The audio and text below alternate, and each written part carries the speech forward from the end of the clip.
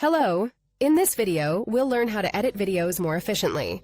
First, head over to the Design tab, select a video from Templates, and once it's applied, you can easily trim it directly from the timeline.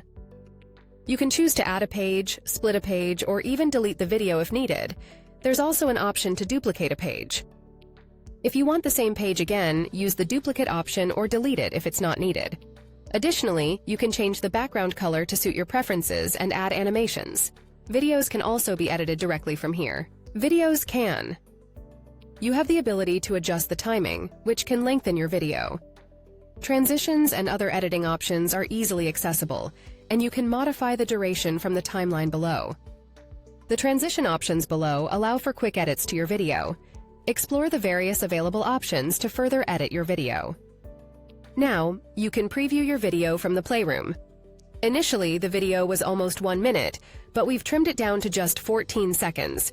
You can add some playback effects and check out the visual speed option. Adjust the video speed, play, or repeat as needed. That's how you can generally speed up your video editing process. Don't forget, you can always preview using the Time Play button. Duplicate or select any page you like, and don't forget about editing text with the Magic Light option.